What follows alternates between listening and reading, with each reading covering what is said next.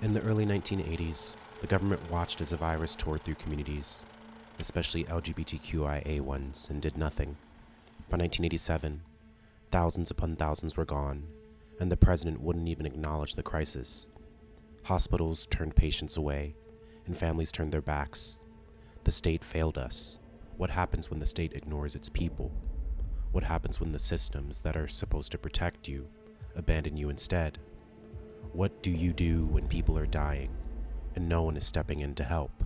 But we did act up, and other organizations took the streets, demanding actions. Communities formed mutual aid networks to care for the sick, provide food, and push for treatment. We didn't wait for permission. We stepped in when no one else could. Now, as the Trump administration guts resources and stokes chaos, we face a similar question. When the state fails, what will you do? Mutual aid saved lives then, and it can save us now, because when the state abandons us, we react by taking care of each other. A mystery disease known as the gay plague has become an epidemic unprecedented in the history of American medicine. That today from the Center for Disease Control in Atlanta, topping the list of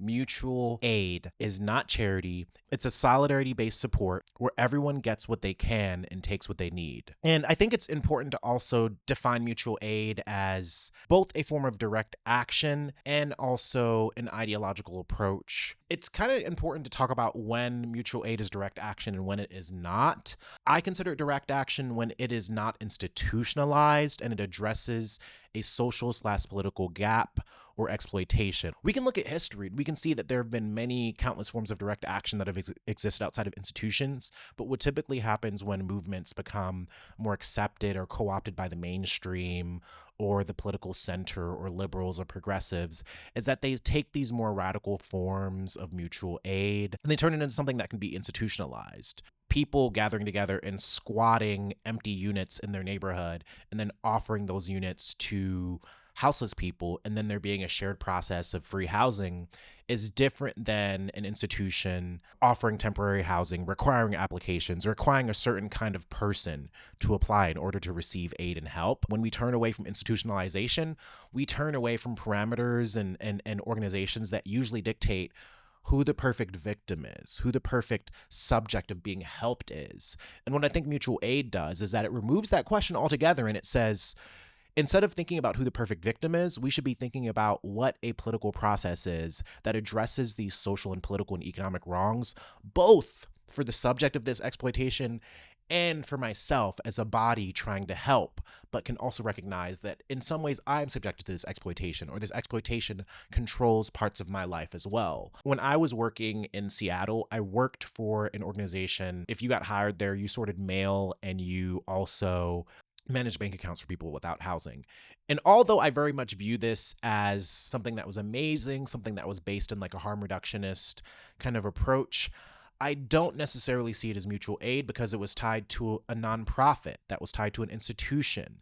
There were all these policies and processes and rules that weren't malleable, but instead were beholden to the decision makers of that organization. And although I felt like I did amazing work and it was really fruitful and interesting, I think a more mutual aid model would instead not really look at what tools can we give people to start living their lives and participating in capitalism, meaning a bank account, driver's license, all these things that can help people have a quality way of life. But these are signifiers of being identifiable enough to find work and be involved in labor and then be exploited in labor. I think another way that we can look at this is think of mutual aid as a potluck where everyone brings something to share, compared to charity, which is like a banquet where only a few people decide who gets served. Mutual aid is also about a more democratized form of collective care and aid work that is being done, as opposed to one that is top-down and hierarchical. Mutual aid is not a new concept. It's deeply rooted in indigenous cultures and societies worldwide. Many indigenous cultures have alternative forms of economy or sharing space or resources. In many indigenous tribes in what we now know as the United States of America, there have been the concept of gift economies. Just for reference, I'm going to read you what Wikipedia says a gift economy economy is. It is a system of exchange where valuables are not sold, but rather given without an explicit agreement for immediate or future rewards. So it's basically just giving people things because they need them, giving people things because you care about them, giving people things because you want them to have it, giving people things because you get happiness from doing so. It's all of those things together and more. Gift economies are dangerous to capitalism. The gift economy combats it by divesting and instead thinking of property, of the things that we own differently. There are already a lot of people that are participating in these kind of economies today, and things like buy nothing groups, clothing swaps, mutual aid networks, all that kind of stuff is already being practiced, and that is part of a gift economy. And these systems of gifted economies or cooperative economies are dependent upon the fact that community or collective survival is based on mutual collectivism, cooperation, and care. Under Trump administration, where they're enacting universal school choice, or they have House bills that force mandatory reporters to out students for their gender or sexuality identities, we're going to need alternative forms of education that teach students and children their histories in a conscious and empathetic way that gives students and people the resources that they need to live lives that align with how they feel about their bodies or themselves. And so when I was doing humanitarian aid work at the US-Mexican border a few weeks ago, I kept thinking, like, isn't it the state's job to make sure people are safe when they're trying to enter the US? Isn't it the state's job to provide people adequate health care when they're entering the US? Isn't it the state's job to do assessments of people to see how they've been harmed on their journeys along the way? Actually, it isn't. Our Immigration and Border Patrol system operates as a system of carcerality and enforcement. It isn't there to provide humanitarian aid or medical care on an intrinsic level. It's there to enforce laws. And if those laws put people in danger and also lead to other forms of harm that don't need accountability in terms of Border Patrol or ICE agents physically assaulting migrants, taking away their private property, or making them fear for their lives, the mutual aid and the humanitarian organizations that I saw were addressing the damages, not only the damages and the active harm that the state was doing, but it was addressing the gaps in what the state claims it does and what it actually does in terms of even search and rescue, in terms of driving people to hospitals when they have called, when they've been walking around the desert for days and days and days, and they call an EMT, and that EMT will inevitably call ICE. Mutual aid might be a system where that EMT or that paramedic or the person answering 911 might actually contact a local organization that is able to pick someone up and provide them medical care in a way that helps them also remain undocumented if that is what that person wants. I think it involves an inherent critique of how the elite hoard resources and then create scarcity, and that scarcity is exacerbated in crisis and it creates unnecessary suffering. So in this next part of the video, we're going to talk about different categories and forms of mutual aid. These are different ways of helping your community, of building resources, of addressing the social wrongs and gaps that capitalism and the state creates for us. But the first form of mutual aid in this category is food collectivism and distribution. Mutual aid efforts under this category aim to create long-term strength and sustainability within communities by meeting essential needs and empowering individuals. These initiatives focus on addressing systemic inequalities while fostering solidarity and collective capacity for reliance. And there are a bunch of different kind of forms of food distribution that fall under even this form of mutual aid. You have food pantries and fridges, community fridges, where these fridges are accessible in public places and people can go to them and take out whatever produce or grocery items that they might need. You have food sovereignty programs like community gardens or seed banks where people come together and they grow and share the resources that are required to grow and garden together. Since corporations have such a monopoly on the produce and the fruits and vegetables that we get in our local communities, what would it look like for every neighborhood, every block, every quarter of a mile to have a massive community garden that people can have access to whether indoors or outdoors. We also have free meal distribution. So this is literally what I'm thinking about, like poor Black and brown communities, how some people like sell plates and some people just make plates to give out to people in their neighborhood. The auntie who has construction workers working at her house and she makes plates of food and is like, hey, do y'all want plates of food? Imagine if you did that for the neighborhood, or if you got 10 people to come together and cook and hand out food to people without housing on any regular day or even a particular holiday. Free meal distribution can look like free kitchens or school lunch programs. Food Not Bombs is a great organization that we're going to talk about later, where volunteers gather surplus food and cook it in public locations and do serves and hand out food to people. So you can do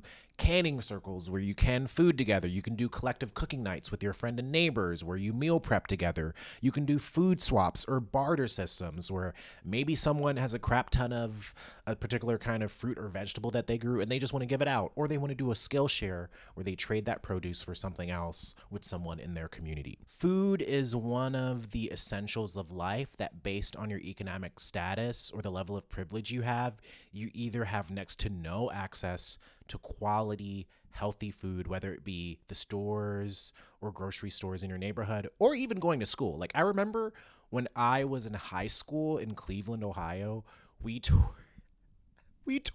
the local jail and they showed us the food that they served them, and we were like, that's the food that you serve us.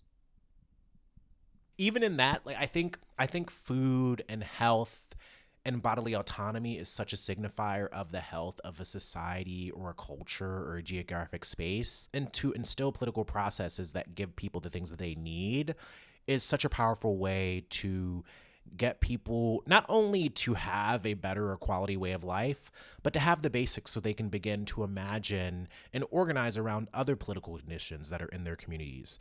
And one of the clearest examples of food collectivism and distribution is the Black Panther Party's Free Breakfast for Children program. So to give some context, the Black Panther Party's Free Breakfast for Children program fed thousands of children daily in underserved communities through the 1960s and 70s. It first began the Black Panther Party largely as an organization that was centered around community self-defense.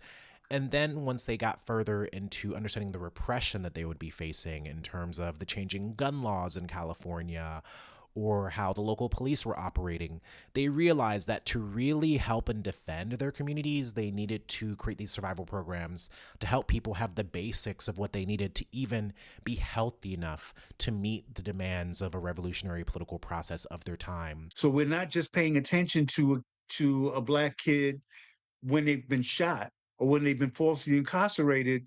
We're creating these kind of education, nutrition, community self-defense programs, awareness programs before that happens. And these kids themselves can be the organizers and the advocates for their peers. They can be that community watch. They can be those legal aid warriors, even without law degrees, right? And then understand that before you go to the courtroom to advocate for this person that's not famous because they're a political prisoner, but they're a political prisoner because of the system, that you've got to stop at the breakfast program. You've got to do that time. That's what you get your breakfast. Then you go to your assignment. Then we debrief.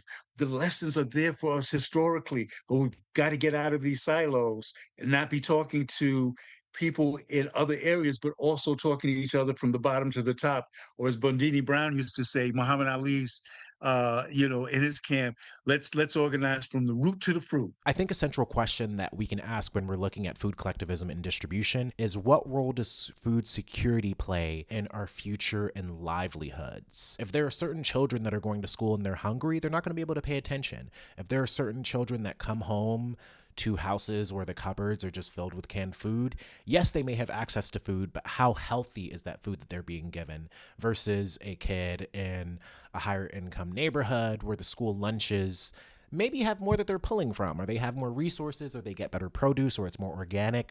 And so there are discrepancies in how food controls and dictates our quality of life. How I've done food collectivism and distribution in the past throughout my organizing journey is that me and my friends will regularly host communal dinners where we show up to each other's house. People bring dishes or drinks or little trinkets or games for us to play. And sometimes those communal dinners are centered around a political topic or a current political happening, or it's simply space for us to hang out, talk, share food, and make sure that people around us are fed, because sometimes people can often go home with the to-go. And then next on the forms of mutual aid list, we have healthcare. Healthcare mutual aid provides direct medical support and advocacy to address systemic neglect and ensure access to care. It operates on the principle of solidarity, responding to healthcare disparities in underserved communities. Big way that the Black Panther Party and the Young Lords addressed health and healthcare in their communities was looking at sickle cell anemia, was looking at lead testing and lead poisoning, was looking at the obstacles and things that their communities were facing. Result of the basic need in the Black community for free medical service. You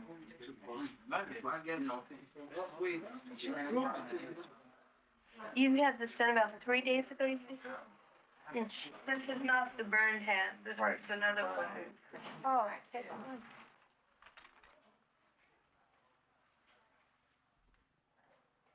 Does it feel painful? No, it's not painful. Like it's infected and everything? No, it's not painful. It's good. Looks good, yeah. We got doctors for every day this week. Next week, we need one for next Thursday. Come to the clinic tomorrow for an appointment. What are the chances of getting an ambulance now? Hello? If we can buy an ambulance, that's the best chance. What about, The idea is all right, but the idea is all right, but we just have money to get an ambulance. well, how much, come to a use ambulance? Yes. I'll tell you, I'm gonna bring a couple of pharmacists from the hospital. They wanna come out and see it, and they're interested in working, you know. We can have patients come through, see a doctor. After they gets through, get a test, what have you. Then they comes in and see the people's advocate. That's a community person or person in the party who acts like a liaison between the center here itself and the community. He asks them what type of service they thought they got here in the center, any other criticisms of the medical center itself. It's also to deal with problems outside medical problems, People's Advocate has a resource file. In this file, we have teachers, sociologists, speech therapists, social workers. This is all part of the resource file. Okay, well, look ahead. No matter what kind of society that we live in, we need healthcare. We need forms of medically intervening or addressing the social or physical harms that happen to people in the world that we live in. And so if we train in mutual aid forms of healthcare now, these same systems are going to be applicable in ideally a more liberated, revolutionary, or post-capitalist world. I view healthcare mutual aid as a form of prefigurative politic, as Martin Sostre, the jailhouse lawyer and revolutionary, would say. And one clear example of this throughout history is the Young Lords Hospital Takeover for Equitable Care. In July 1970, the Young Lords, a Puerto Rican activist group, staged a peaceful takeover of Lincoln Hospital in South Bronx to protest its deplorable conditions. This hospital was known as the Butcher Shop for its high mortality rates and substandard care. On July 14th, the Young Lords issued demands including better funding, culturally competent healthcare, and programs addressing lead poisoning and tuberculosis, conditions disproportionately affecting the local Puerto Rican and Black community. Print journalism and television, but also the police. This was an invasion of city property. It was quite a threat, and of course, it's illegal. So it got hot, as you would say. The police came with everything they had. It was unreal. We had a press conference announcing that we had taken over the hospital, that we had demands. Community worker control of the hospital, higher wage for the workers at the hospital, preventative health programs. Action led to national attention, the creation of the first ever Patient Bill of Rights in collaboration with the Black Panther Party, and increased hospital funding, highlighting the effectiveness of direct action in addressing systemic neglect. This is a form of mutual aid that involves other forms of direct action as well. It involved a lockdown. It involved a boycott of this institution. And it also involved swaying the people and the workers there to work with the young lords peacefully in order to allow the young lords to take over this hospital effectively and offer the people what they needed in the time span that they were able to do this takeover. Another form of community mutual aid in healthcare can be hotlines and chat services, so volunteer-run crisis lines or online chat services that offer emotional support or counseling. I think of suicide hotlines. I think of LGBTQIA support hotlines for teenagers and minors that are in comfortable family life or geographic situations, and they need some kind of outside support. And if we're thinking about healthcare forms of mutual aid, one major tenet and pillar of this is harm reduction. 51 more people died of opioid overdoses in the first 9 months of this year compared to the same time period in 2020. In this very room, across from parents who have lost their children to fatal overdoses, there's no way anybody with a heart and a soul could have those conversations and not recognize that we need to take advantage of every tool available to help keep people alive. It's sad that it's at the point where people are so cold and so callous that they don't realize that people are literally walking out of a healthcare program, whether it's a hospital, a treatment center or whatever, and they're going home and they're overdosing and dying. Another tool that's already being implemented is a hotline called Never Use Alone. We just heard from Berkshire County paramedic Stephen Murray. He is also the director of the New England affiliate of the Never Use Alone hotline. The way it works, if a person is going to use drugs alone, they're encouraged to call that hotline. A trained volunteer will stay on the phone with them to make sure they don't overdose. The operator will call 911 if that person becomes unresponsive. Harm reduction is an approach to mutual aid that addresses people that have been stigmatized because of certain modes of behavior, because of substance use disorders, or general coping mechanisms that help them process the world as we know it. And harm reduction says, we aren't going to judge you for the behavior that you exhibit, for the drugs that you are addicted to, for the substances that you use, but instead we are going to offer you the resources that you need to do this behavior in a healthier and less dangerous way. And some clear examples of harm reduction that have come up, obviously in the US since the opioid crisis, is naloxone distribution, which is a drug that helps bring people back once they have begun the process of overdosing, or clean needle exchanges. Needles are a great source of infection and the passing of certain illnesses and diseases for people that use. Thank you for watching this Direct Action 101 series. I just want to take a moment to let you know that this episode is brought to you by Means TV, a leftist cooperative streaming service that has all sorts of amazing documentaries and content creators that upload far leftist content. I actually watch a lot of Means TV to source a lot of the B-roll I have in a lot of these videos because they have amazing documentaries about Palestine, about student movements, about the Black Lives Matter movement, about indigenous-led liberation movements. So if you want to stay educated and learn more, sign up for Means TV with the code in my description. And if you sign up there, that's going to help this channel and also support cooperative media platforms like Means TV, which will inevitably be more and more important in the hellscape of a new Trump administration. Thank you. Now back to the episode. The next form of mutual aid that I want to dig into is educational mutual aid, and this can be defined as mutual aid that disrupts inequitable systems by creating alternative spaces for learning and skill sharing. It prioritizes community empowerment and the democratization of knowledge. It could be 5 degrees and there'd be no heat at your school, and they'd say, oh, you're not having a snow day, you're from the hood. Education, through so many revolutionary ideologies and perspectives, especially Che Guevara, the Cuban Revolution, education is a pillar of how we raise consciousness and empower people to take more control over their lives. Because if you can be educated, if you can understand the boundaries of history and the state and the political structures that we live under, you can begin to imagine alternatives. And one of the clearest examples of educational mutual aid is Black Panther Party's free school program. To that, literally on television, storming the state capitol in Sacramento, calling for self-defense, talking about Black folks being on. And I was like, I want, because you want to, if I'm going to be militant, let me be part of the most militant group on the scene. I'm 15 years old. And they were the Panthers. And 2 other friends and I went to the Panther office. And as we were taking the train from the Bronx down to Harlem, I wasn't quite sure what I was getting into, especially because my friends were saying stuff like, when you join the Panthers, there's no getting out. It's like the mafia. And my inner voice is like, no getting out. I got a 9 o'clock curfew tonight. My other friend, you're gonna have to prove yourself to be a Panther. You got to kill a white dude. I was like, kill somebody? I sing in the youth choir on Sunday. That's my inner voice. Well, we get to the Panther office and there's the Black Panther logo. We step inside. There's all the older brother Panthers and sisters, you know, rocking their leather jackets. Some had on army fatigue jackets, um, dashikis, afros, cornrows, berets, and I'm just blown away. Now, I say older brothers and sisters because I was 15. They were older to me. But the Panthers in that meeting were 18, 19, 21, 22 years old.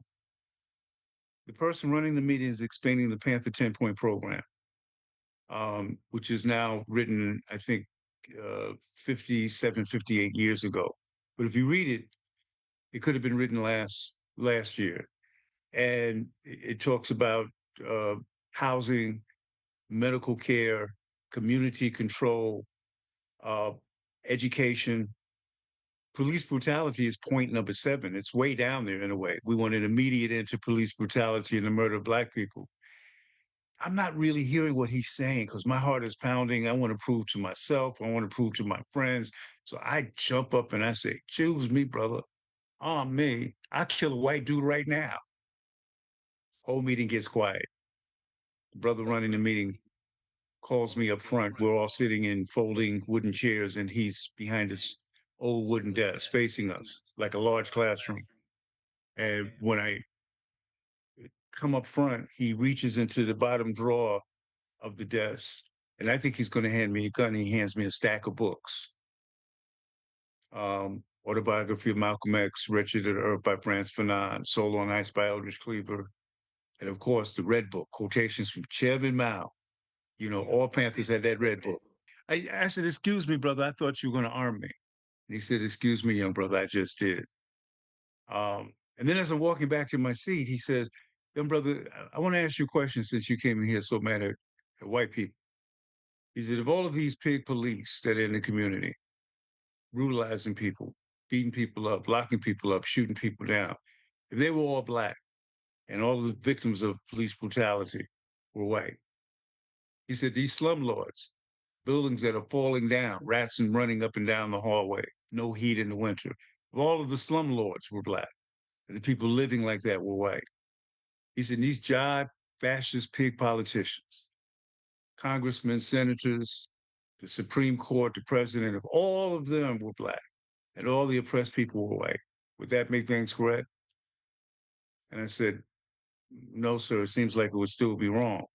And for the first time, he smiled. He said, that's right, young brother. This here is a class struggle for human rights, not just a race struggle for civil rights. Study those books so you can understand what revolution is about. And one last thing.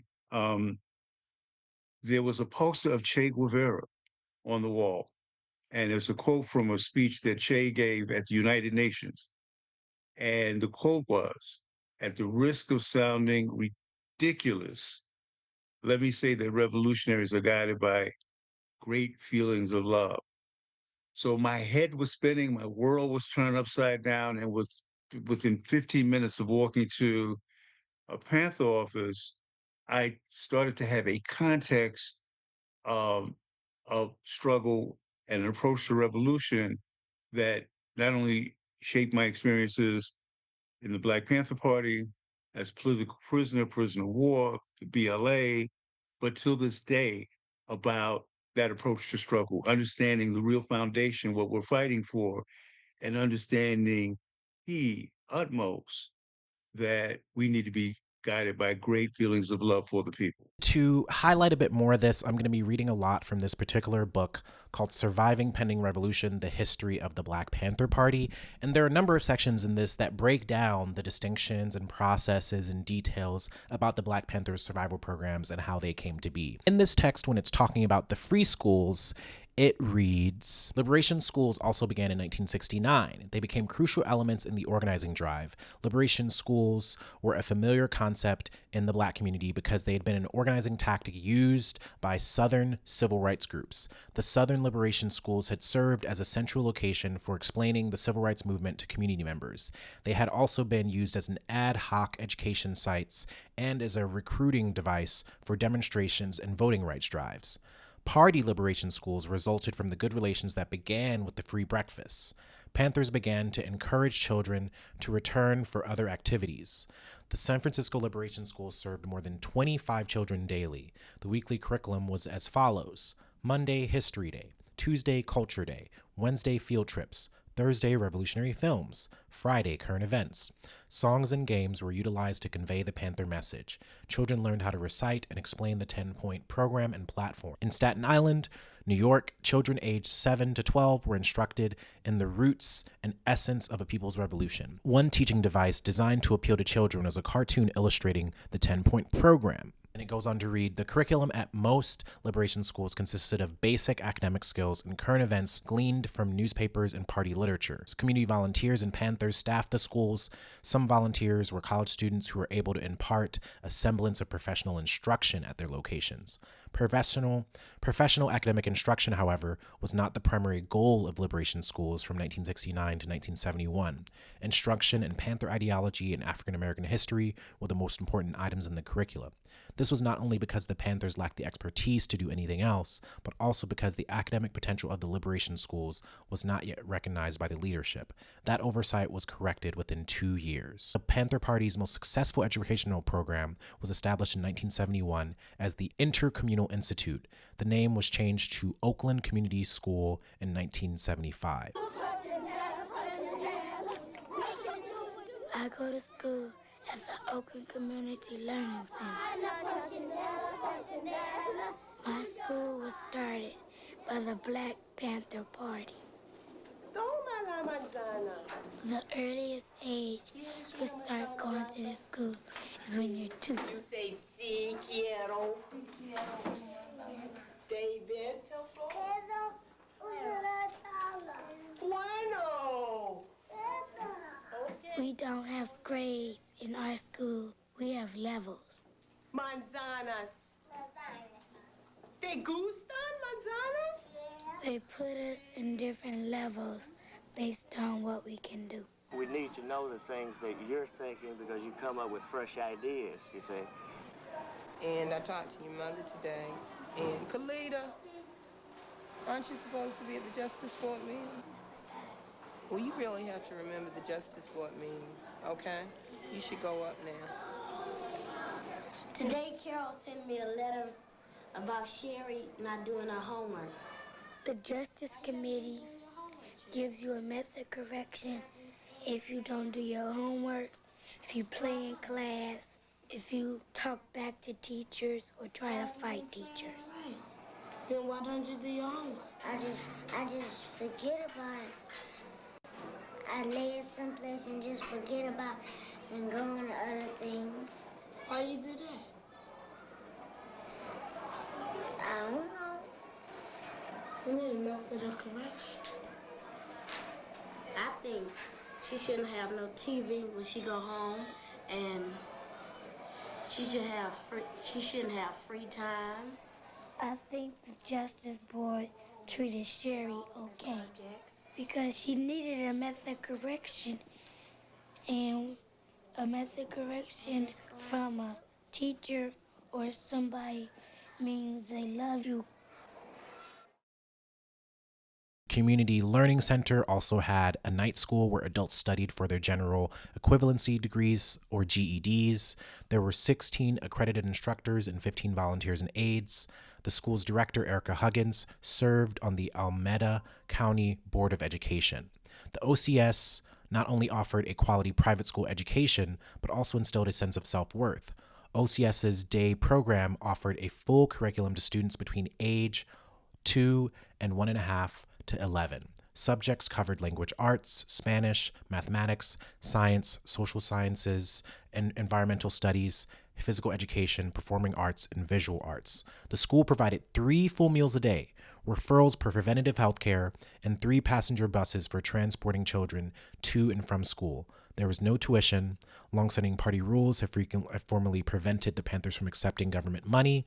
This prohibition was quietly dropped in the 1970s. The OCS became eligible to apply for and accept state education funds. These kind of histories are so important to unpack on a specific level, because even reading there, you get a sense of how many volunteers they had to have, the fact that they needed to have a physical location to house these programs, the fact that they needed people to sit down and plan the curriculum, adapt it to timely events, the fact that they had people that were volunteers, university students, maybe even people that were teachers as well. If we're looking at the current political environment that we're in, with public schooling potentially being beholden to national whims or state-based whims or local whims that might turn more conservative or denigrate certain kind of histories or completely erase diversity, equity, and inclusion altogether, these kind of models of building resources, building community programs, offering the things that make sending your child to this school easy, better. You provide transportation, you don't charge them, or you charge them very little.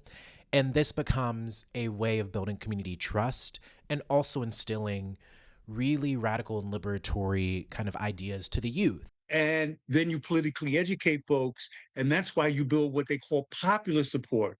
That's why part of why no Panthers were killed in the LA shootout was the brilliance of Geronimo Pratt, who built up the defenses, the defense system, and sandbags, and trained the Panthers. Geronimo Pratt was Deputy Minister of Defense. He was a Vietnam veteran. But also those community programs that when the police were doing that shootout, which lasted for about 13 hours, the whole time people were on the streets behind barricades watching, saying, "Don't you murder those Panthers. Don't you murder those comrades. Don't you murder," and the grandmothers were out there, "Don't you murder those children. Those are my babies. I saw them grow up. Or if they didn't see them grow up, they feed my grandbabies." The next form of mutual aid that we'll talk about is housing-based mutual aid. Housing mutual aid combats systemic displacement and provides immediate solutions for those at risk of losing their homes. These efforts prioritize community-led action over reliance on institutional systems. And some of the specific inequities or wrongs that this could address is evictions and lack of tenant protections, particularly for lower income tenants. The criminalization of homelessness through camp sweeps and eviction and anti-squatting laws. Predatory housing policies targeting lower income folks. Think of the 2008-2009 housing crisis, where loans were offered to lower income folks that a lot of these banks knew that theoretically these people would not be able to pay back, but they trapped them in a system of debt. Black individuals make up 40% of the US's homeless population, despite being 13% of the general population. And when we think about the extreme systemic factors and inequalities that lead to this, there are so many things that might need to be addressed if we're thinking about housing mutual aid or fixing other social institutions that lead to people becoming houseless, whether it be policing, whether it be domestic violence, whether it be drug addiction, or whether it be unstable or low-income jobs. And one of the most common ways of housing mutual aid that I've personally seen is camp sweeps and eviction defenses. Here locally, I did an interview with an organizer named Sam, who does work with Stop the Sweeps and does all kinds of other housing organizing and activism. I am a housing organizer and do some advocacy and do a lot of work in the mutual aid spaces here in Central Ohio. I feel like a lot of the work that I do kind of is centered around supporting unhoused people in various different ways. And a lot of how that's progressed from like when I first started several years ago up until now has been more based off of honing very deep relationships with people and people in the community and kind of being attached to people in these longer ways in support and also in sharing knowledge and resources and things like that and trying to get people into housing. And you mentioned community and being intentional around that.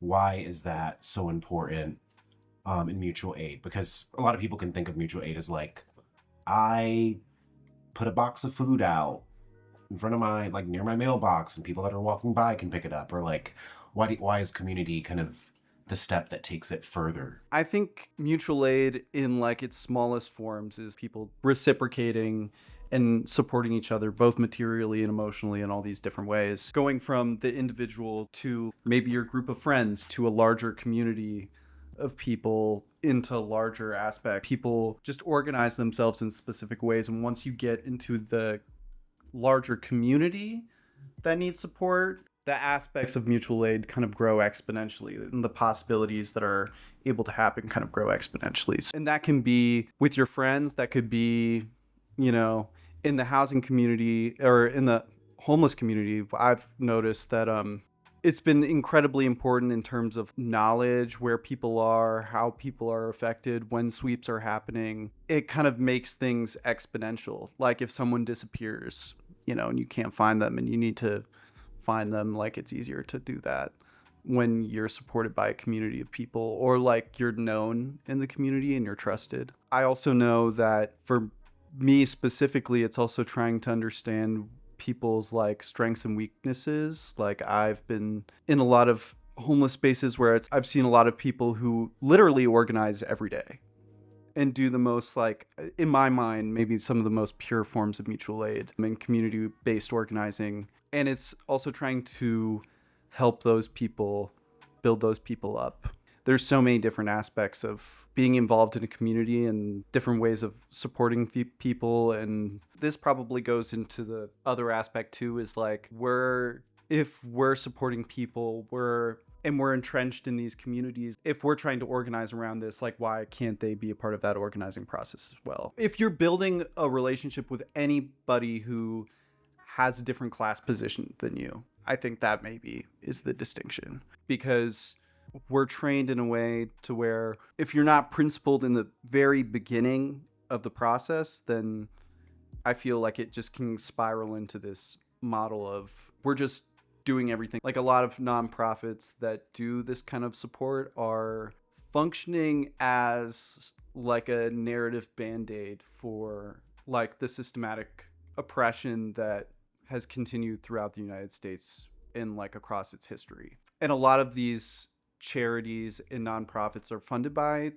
the city, funded by the state, and funded by the federal government, and they're giving grants, and they oftentimes, although they do help a lot, I think it gives people this narrative perception that this is the solution, when it actually is not the solution. It's solving a symptom to the deeper problem, which is like social inequity and class polarization. It disenfranchises people in the sense that it takes people's like personal autonomy and mutual aid like out of their own hands, and it puts that energy in the control of the state apparatus. It funnels, I feel like, a lot of radical energy into this zeitgeist of like we're helping, we're serving, we're doing all these things, but it doesn't actually like solve the deeper issues. And I feel like it very often plays as like a way to co-opt radical activists who like want to do good, and then they're burnt out and mad and upset, because it's like you could help 200 unhoused people and there's nothing wrong with that, but it's like there's probably 5,000 unhoused people being created every 5 months. These natural disasters become more relevant. The housing crisis is going to continue to be just more and more relevant, because we're going to see tens of thousands of people becoming unhoused at mass, like in 1 second. Also in harm reduction and like a lot of other fields, like the state actively collaborates with the nonprofits that have kind of funneled them into this space. So it's like they're like the police are actively trying to coordinate sweeps with outreach. The police are actively trying to discuss which houses they are going to raid with harm reduction. Like the police are actively trying to do like sting operations on like sex workers, and using nonprofits as like a mode of information. Yeah. Oh yeah, I mean, I feel like I first got into it really just like being in DIY spaces, having parties to raise funds for like RISIS, like people trying to cross the border. We raised funds for like Amber Evans. We did a lot of fundraising to get a PA system and just stuff like that, like helping people do more shows. And so that was like a big portion of like some of the stuff that I did initially. And then as it kind of developed and I got into more stuff here in Columbus, I kind of got into the housing component and like unhoused through Camp Shameless. And that was just through being very involved in like a lot of the George Floyd organizing that was happening during that time. And some of the stuff that came out of that was like a lot of these like big mutual aid groups that were being formed around housing insecurity and like the large amount of people that were becoming unhoused during the pandemic. So they were organizing around one camp. It kind of functioned as like a self-sustaining like healing camp that was trying to get people like housed and get people, essentially stabilize people enough so they could like actually work and do stuff. If you can provide someone safe, stable, and affordable or free housing, you can literally change the trajectory of their life. A few years ago when I was traveling around Europe and I met some folks from Spain, they ended up inviting me to Barcelona, and I ended up meeting a bunch of people that were part of a housing federation that would go into empty or unused units, squat those units. Squatting is known as the process of living in an already owned house or property, and there are specific laws that allow for people that have lived there for a number of period of time to have legal precedent to stay there. It's your job and you've got no family there behind you supporting you. It's like, where'd you go? You can't afford your rent. I'm going to go to my mum's. Wait, my mum's not there for me. What do I do? It is difficult. I mean, when you've been on the streets and you've been street homeless and you get a building like this, it's kind of like, wow, I've actually got a bedroom again. It's a warm place to sleep tonight. You feel like you're getting something back in your life again, and then when the bailiffs come and you get kicked out of the building, I mean, we're only using a building that's empty and no one's using it, are they? That cinema has been empty for years. It was dusty when we got in there. We cleaned it up. This is 1 year later and this building's still empty. It's like, why couldn't we just live in it until you decide to do something with it? The first month was great. Didn't do anything with the cinema. It was all just chilling, getting on with what we had to do. Then you get middle class people coming in, and then that's when you start getting debates, and what you call politics, we call squalitics. So it's like, you can't do this, you can't do that, you can't do this on this day, you can't do that on that day. So then you start making all these crazy rules, and you make a board up of all different rules, and everyone's got to follow it. And then the homeless people are more like, you know, we're all about housing, it's wrong what you're doing, you're trying to kick people back on the streets. I'm homeless, where am I going to go? If I kick you out, you're going to go back to mummy and daddy. I ain't got that. So yeah, you get a lot of hate going on in the squats. When the groups start getting smaller, you need to do something to sort of like recruit new squatters. And the only way you can recruit new squatters is holding events, making it fun. So you got to hide the fact that, you got to hide that difficult side of the squatting about where it's all hate and, you know, no one's getting on. And you got to make it about partying, we're having good fun. Let's do arts and crafts, let's do this, let's do that. Let's make banners and let's put statements on the wall and things like that. And then people are like, yeah, I love this is great, I want to do it. And then you get people coming into the squat scene. If I couldn't get no outreach food, I'd come to Sainsbury's bins. That's how we fed people in the squats. If we didn't get donations, I had to go skipping, so people go to different places and get food. One time I found 220 bags of cheese and onion Walker's crisps, you know, like the big bags, in boxes. Yo guys, who wants crisps? And the thing about skipping is, you know, it's always food waste only, so you know there's going to be nothing else in there. But at least in Spain, I got to see really clearly, like I actually got to go with them, and there was a day where we went into an empty unit in an apartment building, put new locks on the doors, started cleaning, all within the span of like 5 hours. And also in those 5 hours, the police showed up. A large crowd of people were gathered outside, blocking the door. The police, because of the way that things were happening culturally and economically at the time, didn't push back. And this squat was able to be established. And I even got to attend meetings where people voted on what local community members, whether they be migrants or refugees or low-income people, to receive this squatted house. Housing is one of the biggest things that was a topic of discussion during the COVID-19 pandemic. How many cities and states passed moratoriums on evictions? How many cities and states offered additional resources for people to pay their utility bills? Why was a crisis necessary for those humane policies to become more possible, and how could those same policies be beneficial to people now? The next form of mutual aid that I want to dig into that has been of great personal importance this year is legal support. Legal support! No more brothers in jail. No more brothers in jail. No more brothers in jail. The crowd of Black Panthers and Panther supporters was considerably reduced from yesterday's opening demonstration. They chanted and sang, but without the impact of the day before. Despite the smaller turnout, security around the courthouse remained tight. In the courtroom, Attorney Charles Gary continued to present testimony on his motion to reconstitute the jury panel, charging that under the present system, it is impossible for Newton to receive his constitutional right to a trial by a jury of his peers because his peers are not represented. The start of the jury selection may be only a few days away, but meanwhile, Gary is also continuing his appeals for a continuance until he has exhausted efforts to have a previous felony conviction overruled.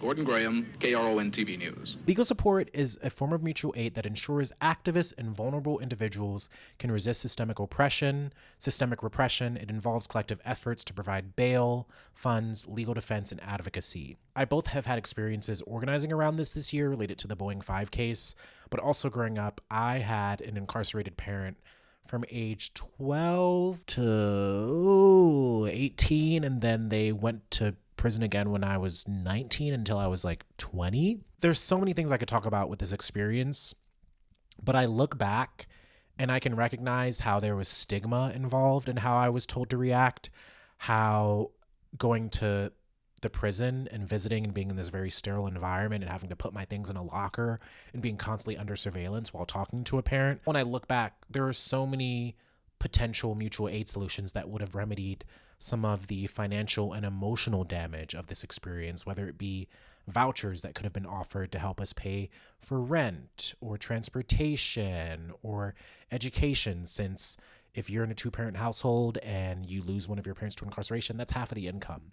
I wish there had maybe been peer support groups or some kind of emotional space for me and other people in my family to engage in. And I think mutual aid in the legal defense sense can be seen as, how do we help people combat repression in the legal system as it stands, and also how can we help people deal with the emotional and personal ramifications of dealing with the carceral state. We can obviously look at the incarceration rates if you read books like The New Jim Crow or you watch documentaries like 13th. Black people are more disproportionately affected by the carceral system in terms of the statistics and how we're represented. And so I want to bring in a few different examples of legal support. During the Panther 21 trial in 1969, 21 Black Panther members in New York were falsely accused of planned bombings. Mutual aid networks provided bail funds, legal representation, and widespread community advocacy. Even in the growing mood of paranoia and defeat, an individual who believed in the idea of revolution could take on the power of the state and defeat it. One morning, armed police stormed into Afeni Shakur's apartment and arrested her. All the other members of her cell were also arrested. They were charged with what the government said was a giant plan to destroy those elements of society which the defendants call the power structure. It included attacking police stations and planning to bomb 5 large department stores and the Bronx Botanical Gardens. They became known as the Panther 21. Their trial was held in a state of paranoia about further attacks by the Panthers. But it also caused a sensation when it was revealed that 3 of the founding members of the group had been undercover police officers. What was stranger was that some of those officers seemed to have been unaware that there were other undercover agents in the cell. They were also the most active members of the group.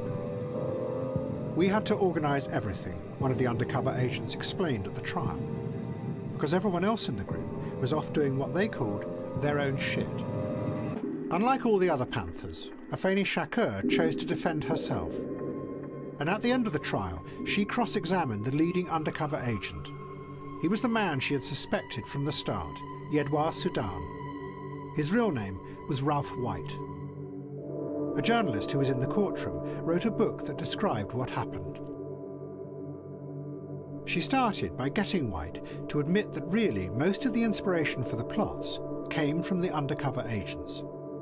Not only had they continually pushed for the violence and suggested the targets, but they had also arranged to buy the dynamite off yet another undercover agent. And they had also arranged for the cars to transport the dynamite. That really, the plot to attack America had been created and driven by the American authorities. But then Afeni Shakur went further. She talked to White in the courtroom, not as a police officer, but as a comrade that she had spent 18 months with, and asked him about the activism that they had done together in the community. He said that he thought what they had done was powerful, inspiring, and he said, beautiful. She asked if he had misrepresented the Panthers to his police bosses. He said yes. We can look at 2017 and the first presidency of Donald Trump. When Inauguration Day happened, over 200 people were arrested. And this began the J20 campaign and struggle to defend those 200 people that were subjected to racketeering charges, to trumped up felony charges. The website that was used to garner people and get them interested in the J20 rally, which people legally signed up to, there wasn't anything they were signing up to that was illegal. The state tried to survey that website and gain all of the IP addresses of the people that had visited it. So we can see how repression causes terror in the body, the individuals that face that repression, but how it also increases the state's capacity to go against our human rights, to survey us, and how legal support is a way that we can begin to build out processes that help us all deal with repression when it will inevitably happen, in terms of the way that Blood in My Eye by George Jackson talks about, like, repression is the inevitable outcome of any kind of revolutionary political action. In the Panther 21 trial, I specifically wanted to include a clip here where you hear Jamal Joseph, who is a part of the Panther 21, talk about the very real legal considerations that went into their trial and their legal defense, and how Afeni Shakur, Tupac's mother, was a big part of helping them all get acquitted. Students who were anti-war organizers, Columbia students, who he had represented for free, saying, I need help organizing.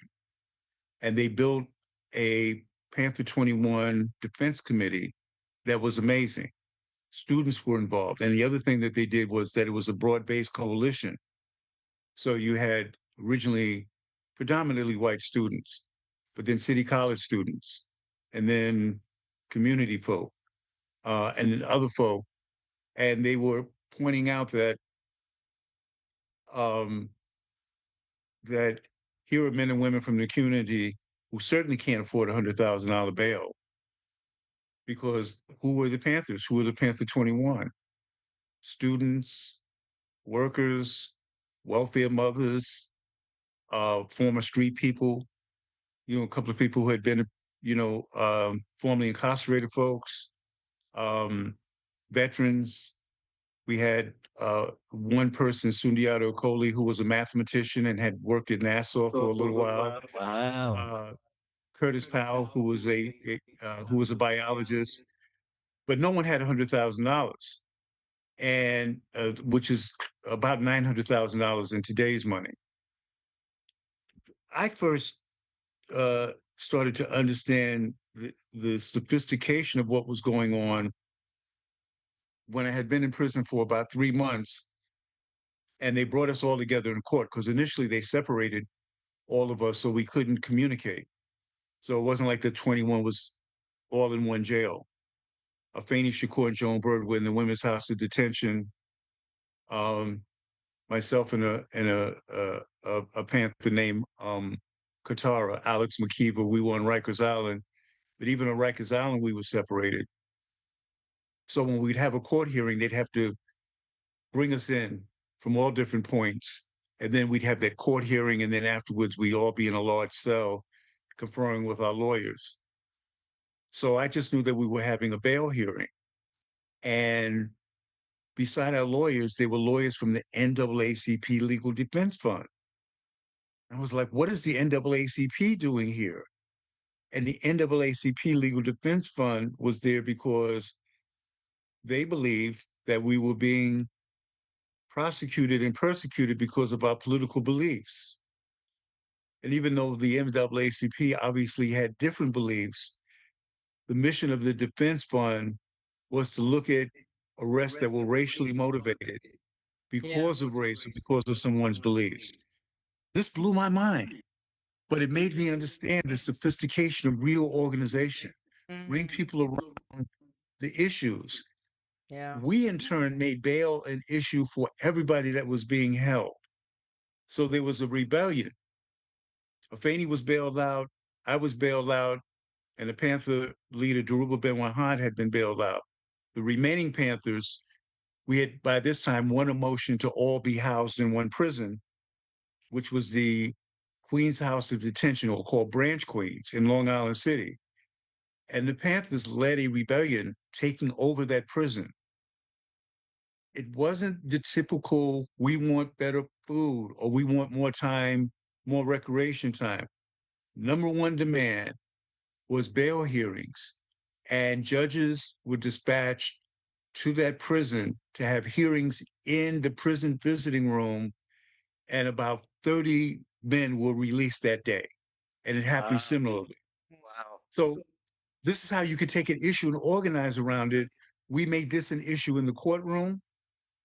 We made the issue of jury selection, which was one of the points in the 10-point program. We wanted a trial by a jury of our peer group. And when we would say we in the 10-point program, it wasn't that we the Panthers, it was like we were recognizing that historically people were arrested and tried and convicted by all white juries. And a local instance that I have referenced a few times on this channel that I've talked about on The Dugout, and I recently did an interview with It's Going Down about repression, and I mentioned the Boeing 5 case a lot. In 2024, around March or April, some folks decided to do a work stoppage at a Boeing facility. For those that don't know, Boeing has had ties to the state of Israel literally since Israel started.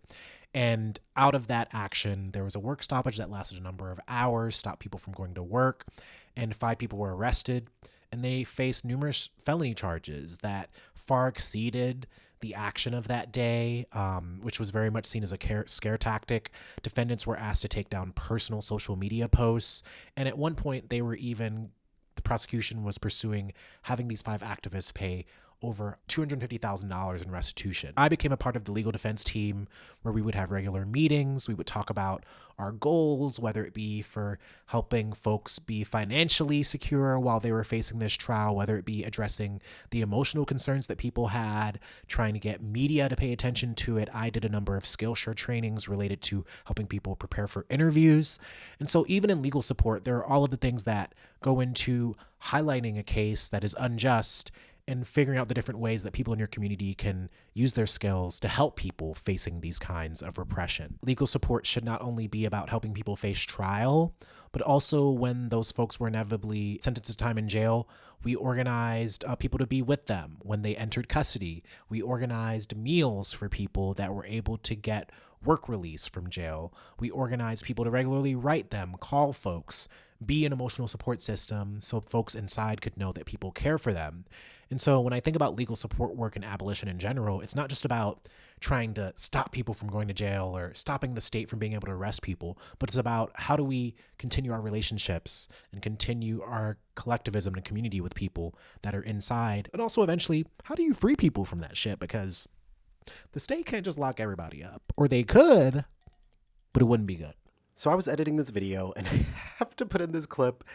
I don't know if everyone remembers Kanye West 2005, all the celebrity fundraisers that happened after Katrina. This clip always blows me away because I think, what the fuck happened to you, Kanye? Like, you went from this into a literal Nazi? And the way that Kanye West says what he does about George Bush at the end, you know it's an antagonism towards whiteness, white complacency, white complicity. So yeah, watch this clip. I hate the way they portray us in the media If you see a black family, it says they're looting. See a white family, it says they're looking for food. And you know it's been 5 days because most of the people are black. And even for me to complain about, I would be a hypocrite because I've tried to turn away from the TV because it's too hard to watch. I've even been shopping before even giving a donation. So now I'm calling my business manager right now to see what is the biggest amount I can give, and just to imagine if I was down there, and those are my people down there. So anybody out there that wants to do anything that we can help with the setup, the way America is set up to help the poor, the black people, the less well off as slow as possible. I mean, Red Cross is doing everything they can. We already realize a lot of the people that could help are at war right now, fighting another way, and they've given them permission to go down and shoot us. And subtle, but in even many ways more profoundly devastating, is the lasting damage to the survivors' will to rebuild and remain in the area. The destruction of the spirit of the people of southern Louisiana and Mississippi may end up being the most tragic loss of all. George Bush doesn't care about black people. Please call. In the past few days, the next form of mutual aid that I want to dig into is disaster relief. In disaster relief, mutual aid usually responds to crises by providing immediate support and rebuilding efforts, often filling gaps led by government or institutional failures. When I think about disaster relief, I immediately think back to Katrina, how that was one of my major first media flashpoints to understand the degradation of blackness on a public level. Nearly 1 in 3 black residents have not returned to the city after the storm. It was the worst urban disaster in modern history of that time, says Talk Poverty. There are many different reasons why Katrina was such a fucked up disaster, but a lot of it has to do with the way that lower income communities, many black residents living in New Orleans, were in the low flying areas like the low 9th Ward, which were more prone to flooding and had less robust infrastructure. Federal, state, and local agencies failed to respond promptly and adequately, leaving many, many, many people to die or to be sick or to be gravely injured. If you start off entering a natural disaster with less money because of the economic conditions that lock black people out of paying jobs or better quality of life, what do you think happens when a natural disaster occurs? And there is a piece that explores this history with Katrina and mutual aid efforts that came out of the eventual crisis, that the mutual aid efforts that came out of the aftermath. And one of those articles is called Riding the Waves of Mutual Aid. And this is an article about the organization Common Ground that came out of the aftermath of Katrina. Common Ground began in 2005 as an anarchist collective in the backyard of Malik Rahim, a longtime community organizer and former Black Panther.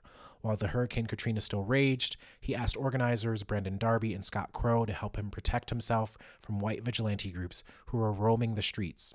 Soon members of these robust networks were asking how they could help, and the trio was inundated with donations, supplies, and volunteers. From the onset, Common Ground's motto was solidarity, not charity. It's a common refrain for mutual aid projects, shorthand for the organizing opportunities crisis can present. On the surface, a group's disaster response might look similar to that of established organizations.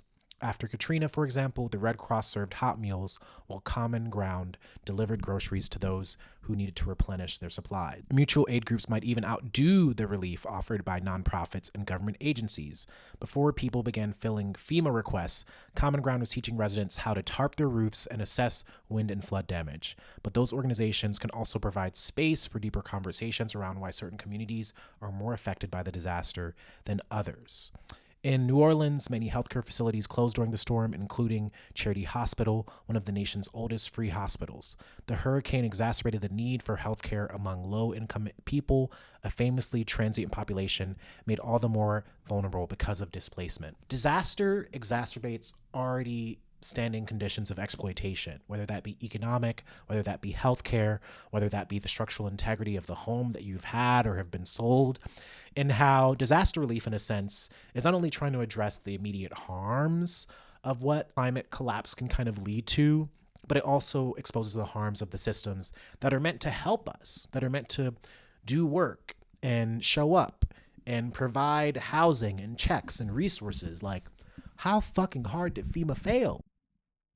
How fucking hard did FEMA fail?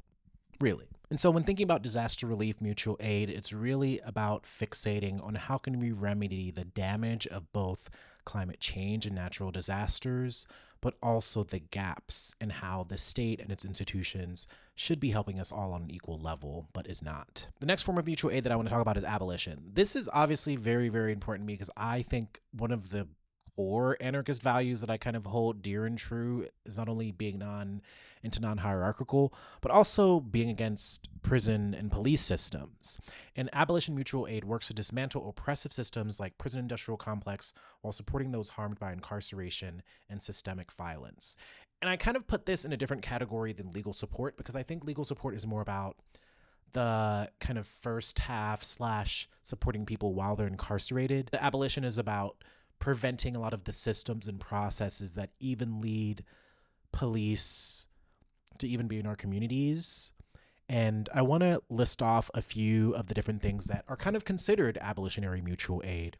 We can consider prisoner support networks, organizing letter writing campaigns between prisoners or between people that are incarcerated and non-incarcerated. We can look at commissary and phone funds, raising funds that are collectively shared and allocated to help people get money on their books for commissary so they can buy basics or things that they might need or want while they're locked up. Providing them funds to allow them to communicate freely with people on the outside, because one of the ways that prisons and jails exploit people is by charging them to literally communicate with people in their lives. Re-entry support, providing housing, clothing, food, the basic necessities of life as someone is exiting the carceral system and might need to readjust back to the world outside as we know it. And I think abolitionary mutual aid works largely to address the ways that the carceral system can really dehumanize people, can really take away the basics of life, can really stop people from having even the slimmest of luxuries and enjoyments, whether that be communication or clothing or resources. Jail system as we know it. I mean, one statistic that really boggles my mind when I was researching for this video, incarcerated workers in the US produce at least $11 billion in goods. $11 billion in goods and services annually, but receive just pennies an hour in wages for their prison jobs, according to a new report from American Civil Liberties Union. Interested in abolitionary mutual aid, thinking about instances like Attica. And accept somebody to take it.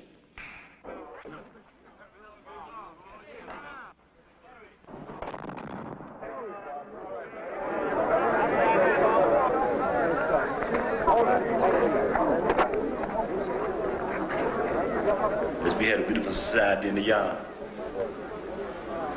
you know, because basically we realized, you know, that all we had was each other, you know, so we clung to each other, in spite of all our different ideologies, and there were 1,000 ideologies out there, you know, but they worked it out for the common good. It was just for us, all of us together. You understand, all of us eating together, you know, like having to suffer together. You know, it was 4 days without bathing. You had to smell each other. 4 days of going hungry, sharing what you had amongst each other. It was really groovy, man, you know? Groovy in the sense that you know what it is to have unity. You dig? It was really a united thing. You dig? It was a thing where, you know, where we going to do this, you know? It was nice. We might have a disagreement on it. But as to the thing as a whole, we're all together, though. There was no really racial tension, and everybody was looking out for each other, sharing food and sharing cigarettes and putting up things to sleep in and mattresses, you know, the whole organization. And it was just fantastic the way everybody worked together, you know. It was really beautiful. All right, hey, let's move. Don't hold up the line. Let's move. Keep this line going there. Let's move it. Come on, let's move it.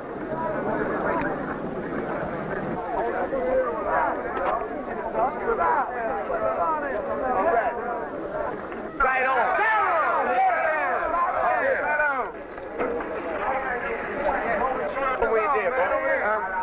Hey. Come on, 38. Tell them we ain't dead. Tell them we ain't dead. Can I hold this in? Tell them we ain't dead.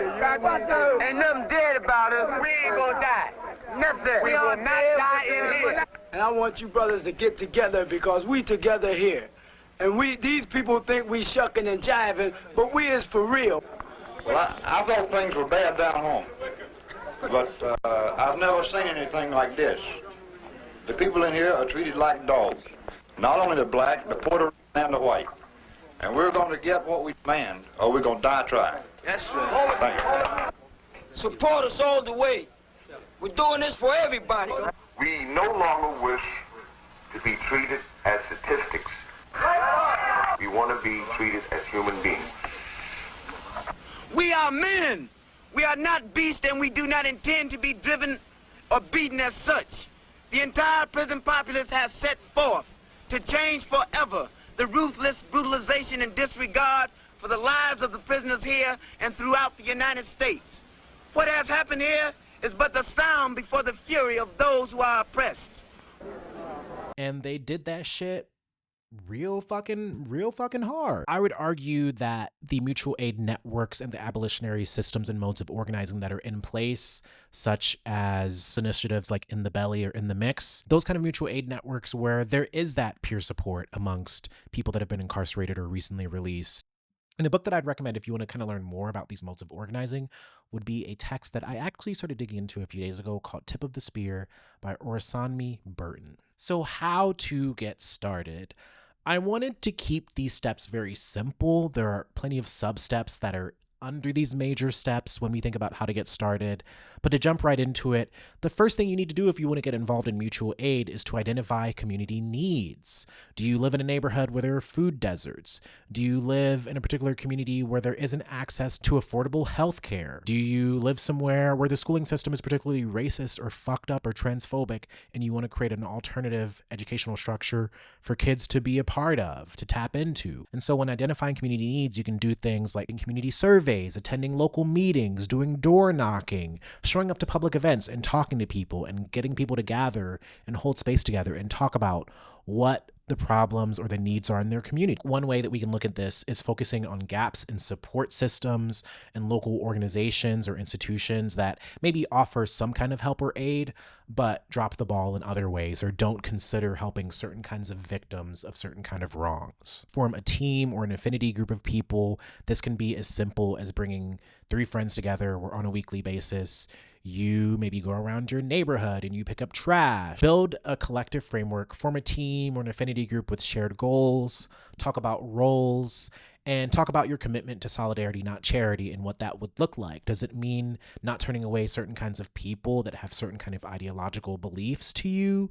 Would it mean running a community serve where you treat people, where you serve food to people that are houseless, or someone who's wearing a MAGA hat, or someone who maybe even caused problems last week at that same community serve? Bringing together just a core group of people that are willing to do the work. It can be as simple as having one person yourself or a number of people, or expanding. And I think also with establishing this group, it's important to establish a communication framework or a mode of communicating with each other. Are you going to use text messaging and the kind of traditional systems of communicating, or are you doing things where you maybe have to be a bit more subversive about how you're getting your resources and you want to communicate through secure or encrypted methods? You start gaining and distributing resources. This is one of the things that kind of distinguishes mutual aid from other forms of charity or direct aid, because I think if you just apply for a bunch of grant money and then you're able to allocate that grant money and an institution is knowing where or how you're spending it isn't necessarily mutual aid in my mind. You have to think about how you're getting resources. Are you going to be crowd sharing? Are you dumpster diving? Are you resorting to forms of expropriation? And then once you have those resources, how are you going to distribute them? What neighborhoods, through what means? Is it going to be an open call? Is it going to be a public space or event that people can gather at? And then next and lastly is also connecting with existing efforts. Just because you have an idea for mutual aid doesn't mean that there isn't an adjacent community organization that might want to help out as well. If you made it to the end of this video, you and I have both made it through a lot today. Like, I've been sitting in this chair for 5 hours, waiting for my camera to overheat, dumping footage, waiting for my camera to overheat, dumping footage. So we've both made it together. And I know we've talked about a few of the ways to get started, but these are just general steps. I think A lot of organizing in general would follow these steps: assessing community needs, figuring out what your resources are, finding a trusted team of people that can take on roles and communicate to each other in secure ways. And so even in these steps that can be applied to mutual aid, we can apply them to so many other formations of trying to change our communities. That direct action is radical because it opposes decision makers and it doesn't rely on an institution to give us the decisions, processes, or tactics that we utilize to demand what is justified. Mutual aid is based in solidarity, not charity. So we're not looking for the perfect victim. We are finding ways to confront the social wrongs and political gaps of the systems that we live in, and also doing things that model the quality ways of life that we want to see in the better economic and political systems that we would like to have moving forward. Finally, in today's America, mutual aid is just going to be more and more useful. I mean, our government is literally fucking descending into fascism and totalitarianism. Climate change is getting worse. They want to take away everyone's fucking human rights. We have to save each other. And mutual aid is one of the first steps of how we get there. And I really want to end this video on the note that I really think mutual aid is a necessary and transformative part of any politicization or revolutionary process, but I don't believe it can be the main thing or the only thing that we do to get ourselves to a point where we really have power amongst each other, power on a horizontal level, and power to oppose or keep out institutions or processes or systems that harm us or the people that we love. The other forms of direct action that we'll explore in this series, whether it be sabotage or marches and rallies or unions or abolition or all of the other ways that we can show up and resist, whether it be blockades or sit-ins or tree sits or work stop. So I want to thank everyone who has watched this series so far, taken in this information and really distilled it. I want you to use the comments as a place where you can ask questions, share anecdotes, or share other resources related to direct action or mutual aid, of course in a secure and confidential way that doesn't put you or other people in danger. And really just try to study, compare notes, build resources, and look at the ways that you can bring these resources to people in your community and start finding ways to organize and resist. Because I think mutual aid is definitely, to me, one of the more entryway forms of direct action. But I think to really defend the resources that we gain through mutual aid, to oppose the antagonistic systems that the state levels against us, we have to resort to sit-ins, work stoppages, blockades, other forms of direct action that not only help us gain our resources, but help us fight repression, help us free people from the entanglement of the carceral state and repression, and also helps us build our community power and really transform the institutions and the material conditions of our lives. And all of that takes a lot more study, a lot more education, a lot more experimentation, but that's what this Direct Action 101 series is here for. Thank you again for watching, and if you want to support my channel, please consider liking and commenting. Hit that subscribe button if you definitely want to get more videos around direct action. And consider becoming a Patreon member, because not only do you get early access to episodes there, upload an exclusive audiobook annotation series where I read parts of my own book when they tell you to be good, and I break down some behind the scenes things that I learned along the way while writing it, or even realizations I've had since publishing the book 2 years ago. Okay, I'm gonna go and do something else because I've been doing this for 5 hours. See you later.